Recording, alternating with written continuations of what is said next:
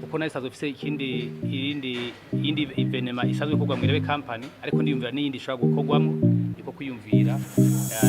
Irebe Best Influencer Award ariko mu kuyiyumvira ni muri yacu nabwiye ko Irebe ijambo Irebe abantu benshi bazi mu gishora mwese murazi mu gishora hano hita mu Irebe abenshi ngacibeza ko ari Irebe bya bindi byo mu mwonga hari hano bita mu Irebe mu gishora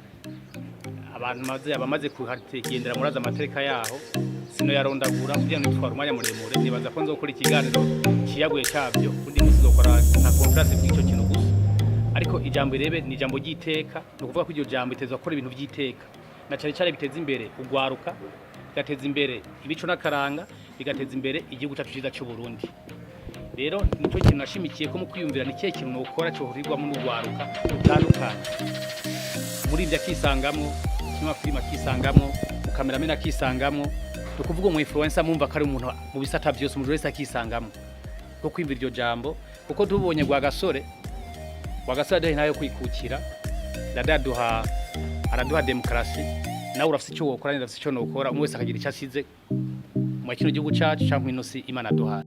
nkuko bahejeje kubivuga je nitwa Blaise Panda cyangwa Blaise Pascal Shimirimana nkaba ntewe iteka ryo kuba ari je tuba turi kumwe cyane namwe bamenyesha makuru n'abazohiganwa ndetse n'abantu bose muri rusange muri kino gikorwa kigira kabiri cha Irebe Best Influencer Award nkuko bihari si edition ya mbere ni edition ya kabiri bisigura ko umwaka uheze yabaye abari ngamwe se nibaza ko muyizi n'abariko baraturaba bose barayizi iyo evenement yabaye harabaye gutanga ubushimwe harabaye kuduza impano za bamwe harabaye no kugaragaza canke guprima abantu boba basanzwe bakora ibintu bibaza ko ari ibintu juste byo kuja ku ma TikTok cyo kuja ku izindi mbuga ariko ari ibintu bishobora gutunga umuntu ari ibintu bishobora kubamwo akazi k'umuntu rero mw'iki gihe mw'iyi edition niho twafasha akanya turavuga ati turabiye ku byo twakoze mu mwaka uheze ni yihe mpinyanyuro ni zihe twohindura kugira ngo ibyabaye mu mwaka uheze twongereze kuno munsi tunase neza kubijanye no kungene urwo gwaruka rwacu rusanzwe araba influencers barabe kungene nabo bo kwiteza imbere niyo mpamvu muza kuvyumva mu byo twapanze mu uyu mwaka yuko harimo ibintu byinshi byiyongeyemwo par rapport y'ibintu byabaye mu mwaka uheze kuko turi mu gihugu kiri mu nzira y'iterambere turi mu gihugu gifise imbona kazoza turi mu gihugu gifise aho gishaka gushika mwaho hantu gishaka gushika bisaba yuko bose bagenda bafise inguvu mu nzira zose zitandukanye kesa soa mu burimyi mu nkino no mu kwiteza imbere mu bindi byose ibyo rero biva ko ibintu byose mukora bifise agaciro byabaye valorize hama ugize Imana bakakwereka n'abantu bashobora kugufasha kugira ngo iyo mpano yawe ntishobore gupfa ubusa mu kudapfa ubusa rero no kugira iki nuko babakura hajya mwari musanzwe muri bakabashira mu bintu bikomeye kuko nimba waragize impano bagize bakwe canke waragize ako kantu Imana yagufyondeye cyo kuba ushobora ku influence abantu reka ntibiherere ngaho reka biherere yuko ushobora kugira nawe icyo uterereye mu terambere ry'igihugu reka tukwereke yuko iyo mpano Imana yaguhaye yongerera Imana yaguhaye ishobora kugira ikigufashije nawe hama igafasha n'abandi bagukikuje nkuko nawe wagerageje kubikora rero tugerageje gusubira gatoya mu higanwa riheruka nuko uwatsinze mwese mwaramubonye mwese mwaramukurikiranye mu nyuma yagiye araronka andi ma entreprise amwitaho akaronka amakontra akaronka ikintu cyose gishaka kumushikana rero muri iki cyiyumviro cya Irebe company reka tubandanye twese tugifashanya kugira ngo tugishikane kure hama nabo ba influencers bashobore kugira ico baronse muri bino bikorwa rero nkuko biri mu ntunganya canke indinganizo canke integuro y'ikino gikorwa nuko muri iki gihe evenement canke Irebe Best Influencer evenement izoba itariki 19 z'ukwezi kwa 12 muri 2025 ati rero iyo evenement izoba canke iryo higanwa rizoba ritunganijwe ubwute nuko bivanye nuko twakoze mu mwaka uheze uyu mwaka twarashizeho ico bitwa ama categories kugira ngo tubatandukanye ntimuvuge yuko mwese mwagiye guhiganwa kumwe kandi mudakora bimwe. Niyo mpamvu twaciye twiyumvira icyo kintu cyo kugira ama categories, bamwe baje guhiganwa mu makategori basanzwe bakoreramo canke mu mice basanzwe barimo, kesa soit muri ubworozi, kwihangira umurimo canke entrepreneurship canke sport na art. Donc byose bizobe bitandukanye ku buryo tubapima bivanye no kungene bose bagiye barakora mu bikorwa byabo. Hama turavuga ati ikindi twokora nuko tuzoduza ubushimwe bose bashobore kugira ico baronse, kugira ngo ubushimwe bugire ico buzobafasha muri kazoza kabo mu buzima bwabo, ayo mafaranga bazoyakoresha mu bindi bikorwa basanzwe bakora canke biteza imbere mu byo bikorwa byabo. Ikindi kandi nuko twashizeho kampanye yo kubigisha, kubashira ku murongo, kubakaburira ubwenge canke kubaronderera abantu bafise experience nini cyane mw'iyo domaine bagiye ko influenceamwo, bashobore kubafasha mu gutunganya neza ivyo bikorwa byabo. Hari abantu bibaza yuko kuba umu influencer ari ukugenda ugatora telefone hama ukaja kuri TikTok cyangwa ukaja kuri Instagram, ukaja kuri WhatsApp, ukifata video and then ugashira kuri ayo ma platform ukaronka ama like menshi. Oya, habwo tugwanire yuko uko kuronka ama like menshi bigize impact muri society, bigize ico bicontribute muri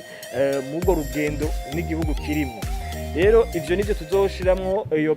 iyo kampanye kugira ngo bashobore kwigishwa, barabe kumwene badirija izo mpano zabo, barabe kumwene nabo basibla canke abo vyega bashobore kubashikira vyoroshe. Ivyo navyo biva kuki? Biva ku nyigisho, biva ku bikorwa tubazobakoresha, biva no kubaha espace isumba yindi bari basanzwe bafise. Donc dufate ko bari bafise ko influence muri domaine ya agriculture canke élevage, uragerageza kumuhigira abantu bashobora kumufasha mu ivyo bikorwa, bashobora kuba bafise n'ubundi bumenyi byinshi cyane bwiyongereye kw'ivyo bintu asanzwe akora. Rero nkuko biri mu nteguro, nuko iki gice ca kabiri ca Irebe Best Influencer yateguwe na Irebe Company, ariwe muvyeyi wa Irebe event, nuko twashizeho amakategori 4, niyo art, culture, Irindi na tourisme ariyo kategori imwe, abo bose bazohiganirwa hamwe. Hama sport ni kategori yindi, environnement ni yindi kategori, hamwe na kategori ya nyuma ariyo ya entrepreneuriat. Ariko rero Irebe event yariyumviriye kandi ati reka turondere n'umuntu akiriko araduga. Niho mpamvu twaciye dutegura agashimwe k'umuntu yitwa best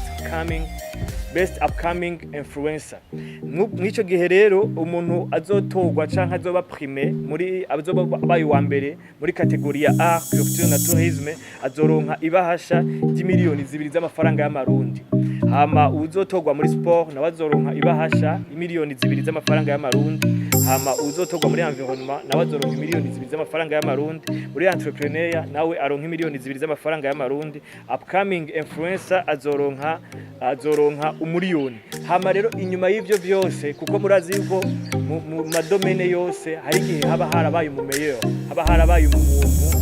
wese yadushikanye ahandi hantu, yaduhinduriye ivyiyumviro akadukura muri bimwe, kesa swaba bari muri sport, kesa swaba bari tourisme, abari muri environnement, akatwinfluencer twese ugasanga twagiye gukora ikintu kimwe, akatwinfluencer twese tukaja mu kintu kimwe. Niyo mpamvu twace tugira ati reka mw'ivyo byose turondere meilleur influencer canke iyo best influencer. Niyo mpamvu twace tuvuga ati uwo muntu umwe azoba yarabadominye canke yarabinfluenced abo madomene yose, tuza tumuhigira ibahasha y'imiliyoni 5. Nivyo murashobora kumva yuko ayo mafaranga ashobora kuba ari make canke ashobora kuba ari menshi bivanye no kungena umwe wese ayakira, ariko twebwe igihambaye ntabwo ari ibahasha, igihambaye n'ivyo tuzomuha après, kuko twarateguye commission izokwakompanya aba bose bazoba babaye primé muri periode yose y'umwaka, kuko murazi yuko rino higanwa riba ku mwaka. Tuzorondera, hariho commission isanzwe ihari izobakompanya mu bintu byose bazojamwo. Iyo commission harimo abantu bamenyereye kudiringa ama marché, bamenyereye kuvugana n'ayo ma entreprise. Murabona ko deja no ngaha dusanzwe turi kumwe, bamenyereye kugira ama contrat, kugira ngo umu influencer niba aronse marché dufate yo kugira publicité y'ahantu runaka, ntazotahana amafaranga y'intita n'ikize. Hari haba expert bazi kugira ama contrat, bazi no kudiringa ayo ma marché, bazomufasha kugira ngo iyo contrat imufashe no munsi, imufashe no mu myaka iri imbere, imufashe n'igihe azoba yarahejeje kuba umu influencer yarahejeje kumwiyo manda yiwe murambabarira donc niyo mpamvu rero ikintu gihambaye twe tubona mwiri higanwa nuko twarondeye iyo commission ishobora kuzomwa accompagne mu buzima bwiwe bukurikira inyuma yo gutorwa rero hazoba hari yuko hari commission yindi komite ya jury aba juriste beza cyane bafise ubwenge bwinshi bazi ivyo bintu cyane gose kudusumbya cyane kubasumbya n'abandi bariko baratwumviriza ariyo izo bigizwe n'abantu batanu kugira ngo batanga amanota kwabo ba influencer kugira ngo dushobore gutoramwo bose kuko bagiye baragira donc ivyo navyo bizoba gute bizoba bivanye n'amanota bazoba batoreye muri public amanota bazoba bivanye n'ukungene bazoba batoye murazi ko n'umwaka wese twakoresheje website rero nuko bizogenda jury izocikopta ayo manota yose yegeranye hama idutorere uwabaye wa mbere ninde muri category iyi uwabaye wa mbere ninde yashoboye kudomina ama categories yose ico naco kizoba gute hazoba hariho website itangura uno musi nyene duhejeje kulansa kino gikorwa hariho website ihari